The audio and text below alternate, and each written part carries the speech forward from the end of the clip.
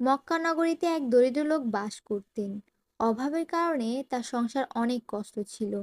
একদিন তার স্ত্রী খুব অসহায় হয়ে বললেন, আমাদের ঘরে খাবার নেই, পরার মতো ভালো কাপড় নেই।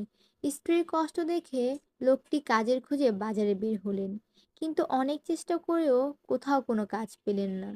হতাশ হয়ে তিনি মসজিদুল হারামে গেলেন এবং 2 রাকাত নামাজ পড়ে আল্লাহর কাছে সাহায্য চাইলেন। নামাজ শেষে মসজিদ থেকে বের হতেই তার চোখ পড়ল মাটিতে একটি থলি পড়ে আছে। তিনি সেটি তুলে খুললেন এবং অবাক হয়ে দেখলেন ভিতরে 1000 দিনার। তিনি মহা আনন্দে বাড়িতে এসে স্ত্রীকে সব কথা জানালেন, কিন্তু তার স্ত্রী ছিলেন খুব পরহেজগার। তিনি বললেন, হারাম শরীফে পাওয়া জিনিস নিজের কাছে রাখা ঠিক হবে না, এর মালিককে খুঁজে বের করতে হবে। স্ত্রীর কথা অনুযায়ী তিনি আবারও মসজিদুল হারামে গেলেন।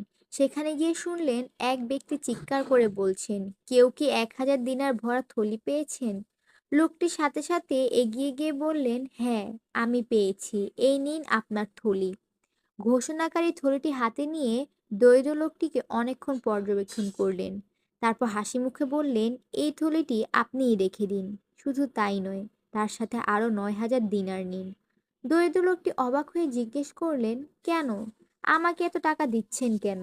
ওই ব্যক্তিটি হেসে উত্তর দিলেন, সিরিয়ার এক ধনী ব্যক্তি আমাকে 10,000 দিনার দিয়েছিলেন। তিনি আমাকে বলেছিলেন, 1000 দিনার হারাম শরীফের চত্বরে ফেলে এসো। এরপর যে ব্যক্তি ফেরত দেবে, বুঝে নিও সে পরম আমানতদার। সে ব্যক্তিকেই পুরো 10,000 দিনার দিয়ে দিও, কারণ সেই এই সম্পদের প্রকৃত হকদার। আর আপনি সেই আমানতদার ব্যক্তি।